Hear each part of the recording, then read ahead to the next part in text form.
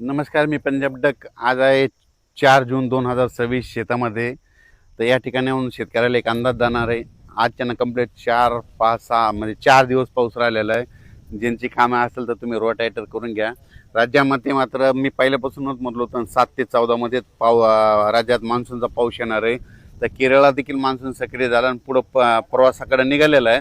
त्याच्यानंतर आता ते महाराष्ट्राकडे येणार आहे. मात्र 7 तारखेपासून काही भागात 7ला सुरुवात होईल, दक्षिण महाराष्ट्राकडे पुन्हा 8ला पुढं सरकल, 9ला पुन्हा आणखी पुढं सरकल, असं सरकत पुढं सरकणार आहे.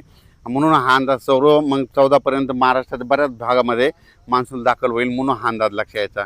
म्हणजे सांगायचं झालं तर 7 तारखेपासून ते 14 तारखेपर्यंत राज्यात बऱ्याच भागामध्ये मान्सून व्यापलेला दिसेल, म्हणून हे देखील लक्षात यायचं.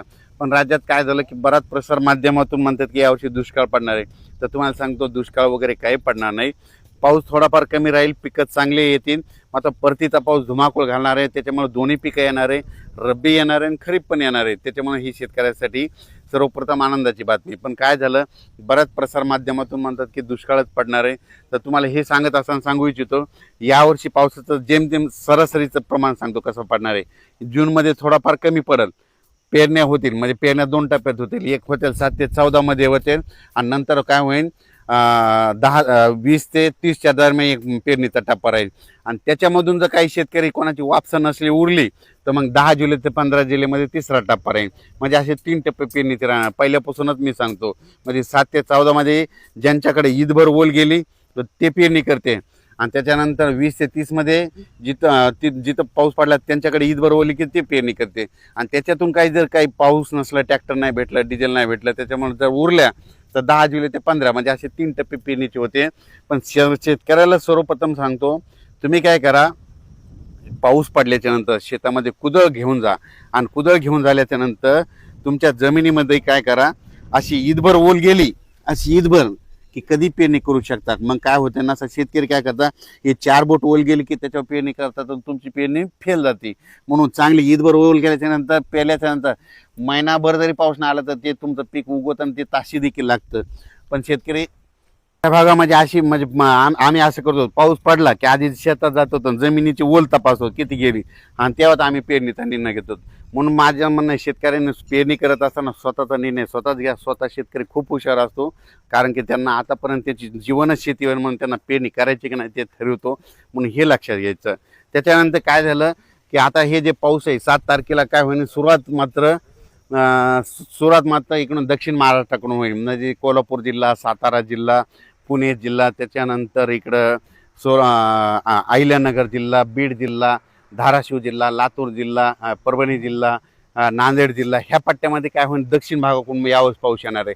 आणि तुम्हाला एक सांगतो, ज्या वर्षी ना दक्षिणेकडून मान्सून येतो, मुंबईकडे ना जाता जर मधातून शॉर्टकट आला तर त्याच्यामध्ये काय होतं, बीड जिल्ह्याला एक जास्त पाऊस पडतो, अहिल्यानगरला एक जास्त पडतो, त्यानं जालना जिल्ह्याला एक पडतो, परभणीला पडतो, नांदेडला पडतो, लातूरला पडतो, धाराशिवला पडतो, सोलापूरला पडतो, सांगली, सातारा, सोलापूर, कोल्हापूर, पुणे ह्या भागात मग जास्त पडतो. पण हे जे पाऊस जर मुंबईकडून तिकडे गेला तर मग ते काय होतं, उत्तर महाराष्ट्राकडे जास्त पडतो. आणि हे जे बीड जिल्हा, लातूर जिल्हा, धाराशिव जिल्हा, अहिल्यानगर ह्या भागाला कमी पडतो. पण यावर्षी ह्या बीड जिल्ह्याला, अहिल्यानगरसाठी एक खूप आनंदाची बातमी, यावर्षीमध्ये दक्षिणेकडून मान्सूनमध्ये येईल आणि पुढे न जाता मधातूनच कट हाणल्यामुळे काय होईल, तुमच्या भागाची पेरणी लवकर लागेल. त्याच्यानंतर परभणी जिल्ह्यात देखील काय होणार आहे, हे पाऊस काय होणार, असा खालूनच म्हणजे दक्षिणेकडून असा पुढं सरकत येणार आहे. आणि ते फक्त काय होईल, थोडा नंदुरबार जिल्ह्यासाठी, धुळे जिल्ह्यासाठी थोडाफार कमकुवत राहील. पण त्यांना देखील काय होईल, ते मान्सून पुढं आल्याच्या नंतर त्यांना मात्र रिमझिम पाऊस त्यांना सुरू राहील. इकडे पाऊस सुरू झाल्याच्या नंतर त्यांना रिमझिम पाऊस सुरू होईल. आणि त्यांच्या रिमझिममध्ये जर ईदबल वर गेली तर ते शेतकरी पेरणीचा ते निर्णय घेतील. करायला परत एक सांगतो, आमच्या इकडे परिस्थिती कशी, आम्ही ईदभर ओल गेली की पेरणीचा निर्णय घेतो. आपण आपलं जसं तुमच्या भागात कसं करतात तुम्ही तुमचा निर्णय घ्या आणि पेरणीचा आम्ही पाऊस येण्याचं, पाऊस कसा येणार त्याचं काम सांगू आणि तुम्ही तुमचा पेरणीचा निर्णय स्वतः घ्या. आणि बियाणे निवडत असताना आपल्या नातेवाईकाला, आपल्या स्वतःच्या अनुभवानुसार कुठं आपण स्वतः डोळ्याने पाहिल्यानंतर त्या बॅग निवडल्या तसेच बियाणे निवडा. मी देखील आता माझं शेत आहे, यावर्षी माझी 20 एकर सोयाबीन राहणार आहे आणि कापूस देखील राहणार आहे.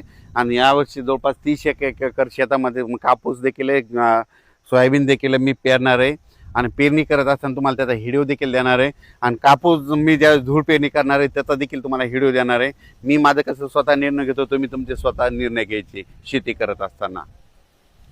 7 जूनपासून जे काय होईल तसं तर 6 तारखेला वातावरणात बदल होईल, पण 7 जूनला काय होईल ते वातावरणात बदल होईल. लगेच मान्सूनचा पाऊस बऱ्याच भागामध्ये आलेला दिसेल. मग ते पाऊस मग काय होईल, दक्षिण महाराष्ट्राकडून जे इकडून आल्याच्या नंतर मराठवाड्याकडे येईल, पुन्हा विदर्भाकडे, ह्या इकडं यवतमाळ जिल्हा, नांदेड जिल्हा, चंद्रपूर, वर्धा, नागपूर, भंडारा इकडं असंच जाईल. तसा पुढं ते अमरावतीकडे सर्कल, अमरावतीकडून बुलढाण्याकडे जाईल, बुलढाण्याकडून इकडे जळगावकडे जाईल, धुळ्याकडे जाईल. आणि त्याच्यानंतर संभाजीनगर हे असा भाग बराच म्हणजे अहिल्यानगरपासून हे असा भाग जवळपास ह्यामध्ये 14 तारखेपर्यंत कव्हर करून जाईल. आणि मान्सूनच्या पावसामध्ये जमिनीमध्ये ईदभर ओल गेली तर तुम्ही तुमचा निर्णय घ्यायचा, पेरणीचा निर्णय तुम्ही घेऊ शकता. अचानक वातावरण बदललं तर उद्या एक लगेच मेसेज दिला जाईल. धन्यवाद.